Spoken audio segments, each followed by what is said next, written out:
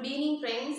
நம்ம இன்னைக்கு 9th standard NCERT new syllabus science subjectல first unit cellங்கிற டாபிக் பார்த்துட்டு இருக்கோம். அதுல structure of a plant cell பத்தி இன்னைக்குள்ள வீடியோ செஷன்ல பார்க்க போறோம். பொதுவா நம்ம பார்த்தோம்னா ஒரு செல்லோட ஸ்ட்ரக்சர் எடுத்துக்கிட்டோம்னா அதுல 3 கம்போனன்ட்ஸ் முக்கியமா இருக்கும். எதெல்லாம்னா செல் மெம்பரேன், சைட்டோபிளாசம், தென் நியூக்ளியஸ். இது மூணும் ஒரு செல்லில் காமனாக இருக்கக்கூடிய features. So every single cell possess 3 common features. What are the 3 common features? Sell membrane, cytoplasm and nucleus. இப்போ நம்ம பார்த்துட்டு இருக்கக்கூடியது எதோட ஸ்ட்ரக்சர்? Plant செல்லோட structure. அப்போ இந்த பிளான்ட் செல்லில் ஃபஸ்ட்டு இருக்கக்கூடியது என்னது? Cell membrane. இந்த பிளான்ட் செல்லில் 2 விதமான செல் மெம்பரேன் இருக்குது. ஃபஸ்ட்டு இருக்கக்கூடியது செல் வால். ஃபஸ்ட்டில் இருக்கக்கூடிய இது என்னது? செல் வால்.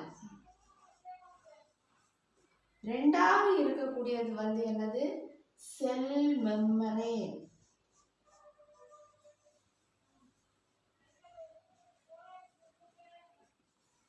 இந்த செல் மெம்பரேனுக்கு இன்னொரு பேர் இருக்கு, plasma membrane.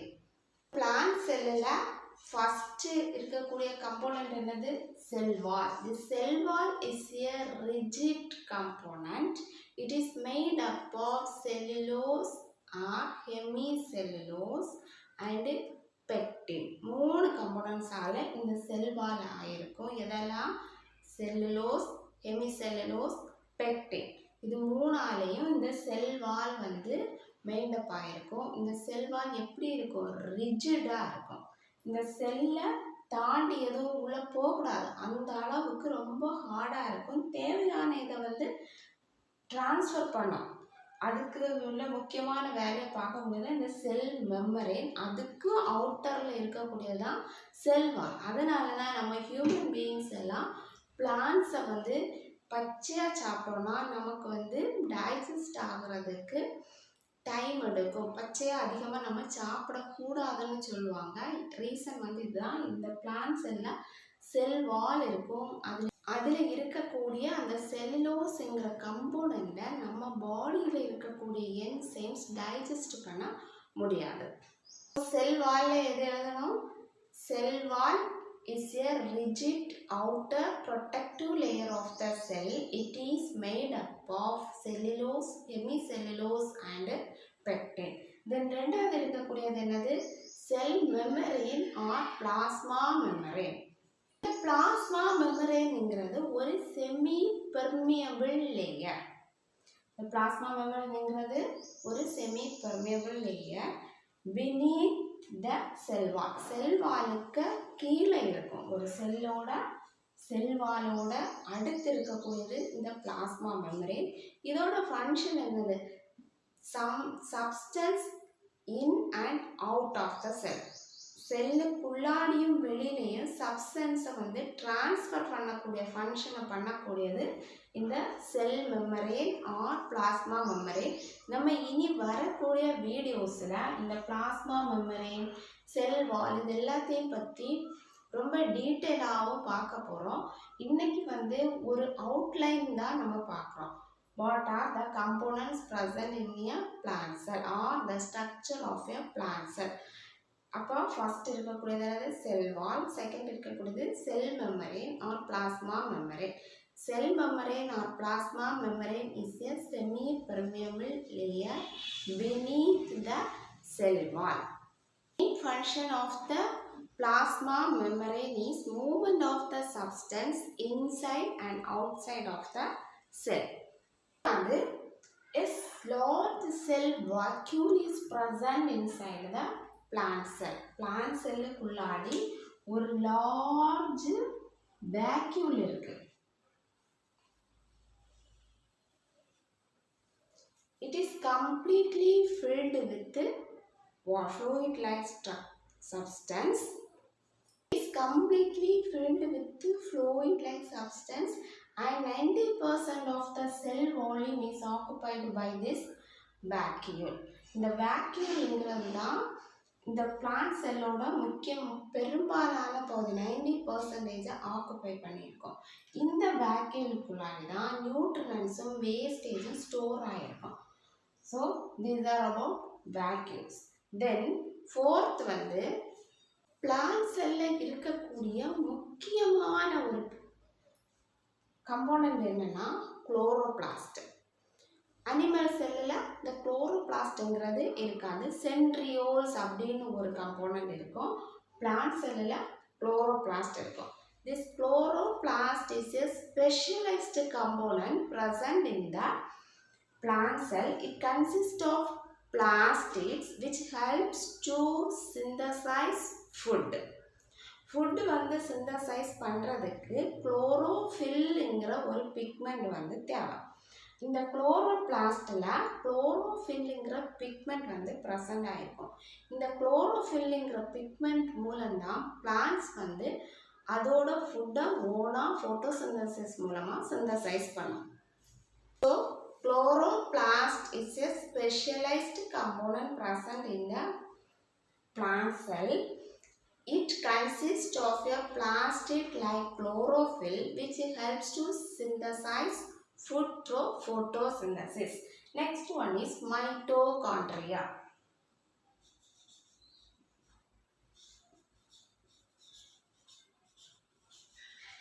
This mitochondria is otherwise known as powerhouse of the cell.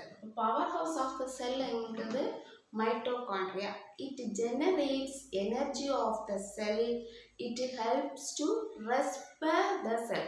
Cell வந்து respire பண்ண breathe பண்ணுறதுக்கு ஹெல்ப் பண்ணக்கூடியது என்னது இந்த மைட்டோகாண்ட்ரியா. நம்ம பாடியில் இருக்கக்கூடிய செல்ஸில் இருக்கக்கூடிய மைட்டோகாண்ட்ரியா தான் ரெஸ்பிரேஷனுக்கு ஹெல்ப் பண்ணும். So mitochondria is the powerhouse of the cell. It generates energy of the cell. Also this mitochondria generates energy through cellular respiration. Cellular respiration மூலம்தான் நமக்கு வந்து இந்த மைட்டோகாண்ட்ரியா எனர்ஜியை ஜெனரேட் பண்ணும்.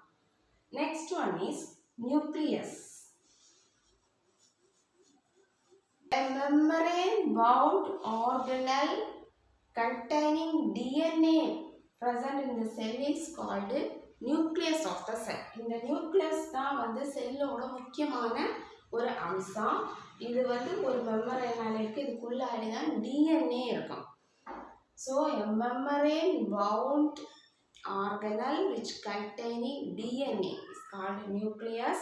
And this DNA controls growth, metabolism and reproduction of the cell. இந்த செல்லோட total ஆக்டிவிட்டியையும் control பண்ணக்கூடிய முக்கியமான ஆள் யார்? இந்த நியூக்ளியஸ். முக்கியமான ஒரு ஆர்கனல் என்னன்னா cytoplasm. A jelly-like substance present inside the cell is known as cytoplasm. Next one is endoplasmic reticulum. This endoplasmic reticulum is a network system of transplanting proteins and lipids of the cell.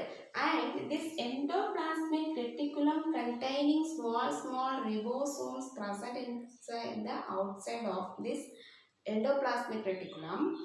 Then it is known as rough endoplasmic reticulum. If ribosomes are absent in this network of endoplasmic reticulum, then it is known as smooth endoplasmic reticulum. அப்போ ஒரு network of structure இருக்கும். இது வந்து இங்கே நான் சின்னதாக போட்டிருக்கேன், ஆனால் இது இந்த மாதிரி ஒரு நெட்வொர்க்காக போயிட்டே இருக்கும்.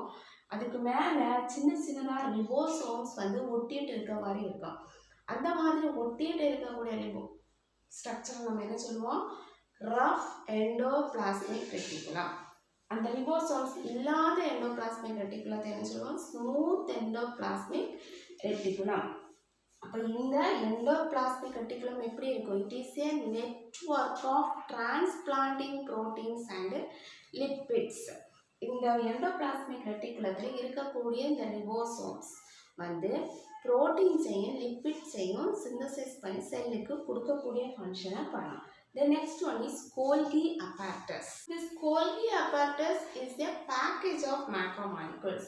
இது வந்து வேஸ்டேஜ் எல்லாம் கண்டக்ட் பண்ணுறதுக்கு எல்லாமே யூஸ் பண்ணோம். அது மாதிரி நிறைய மேக்ரோ மாலிகுல்ஸ் எல்லாமே இதில் வந்து கோயாகுலேட் ஆகி இருக்கும். இதான் வந்து கோல்கி அப்பரேட்டஸ். இனி நம்ம வரக்கூடிய வீடியோ செஷனில் இதில் இருக்கக்கூடிய ஒவ்வொரு கம்போனண்ட்டையும் பற்றி டீட்டெயிலாக படிப்போம். இதில் அதனால தான் நான் ஒரு பிளான்ட் செல்லில் என்னெல்லாம் முக்கியமாக இருக்கும் அப்படின்னு வந்து இந்த வீடியோ செஷனில் சொல்லி கொடுத்துருக்கேன். அப்போ ஒரு பிளான்ட் செல்லில் எதெல்லாம் முக்கியமாக இருக்கும்? Cell wall, cell membrane or plasma membrane, vacuoles, chloroplast, cytoplasm, nucleus, endoplasmic reticulum, mitochondria and Golgi apparatus. Then இந்த plant cellல ஒரு முக்கியமான இன்னொரு ஆர்கனல் இருக்கு. என்னன்னா பிளாஸ்மோடெஸ்மேட்டா. இந்த பிளாஸ்மா மெம்பரேன்ல இருக்கும். இது வந்து ஒரு வால்வு மாதிரி செயல்படும். இது இந்த வால்வு மூலம்தான் திங்ஸ் வந்து வெளியிலையும் உள்ளேயும் போகும். செல்லுக்கு உள்ளாடியும் வெளியிலையும் செல் வால் வழியாக வர்றதுக்கு இந்த பிளாஸ்மோடெஸ்மேட்டாங்கிற ஸ்ட்ரக்சர் தான் வந்து ஹெல்ப் பண்ணும். தென் இந்த செல் வாலுக்கு சிக்னல் வர இந்த பிளாஸ்மோடெஸ்மேட்டாவில் தான் கொடுக்கும். பிளாஸ்மோடெஸ்மேட்டானா வேற ஒன்றுமே இல்லை, இந்த பிளாஸ்மா மெம்பரேனில் இருக்கக்கூடிய மைக்ரோ ஹோல்ஸ், குட்டி குட்டி ஹோல்ஸ் இருக்கும். அந்த ஹோல்ஸ் தான் நம்ம என்ன சொல்லுவோம்? பிளாஸ்மோடெஸ்மேட்டா. இது வந்து ப்ளூரல், சிங்குலராக என்ன சொல்லுவாங்க? பிளாஸ்மோடெஸ்மா அப்படின்னு சொல்லுவாங்க. So these are about some of the organelles present in the plant cell. So friends, நம்ம இந்த வீடியோ செஷனில் structure of the plant cell பற்றி பார்த்தோம். இந்த வீடியோ செஷன் உங்களுக்கு பிடிச்சிருக்குன்னு நினைக்கிறேன். தேங்க்ஸ் ஃபார் வாட்சிங்.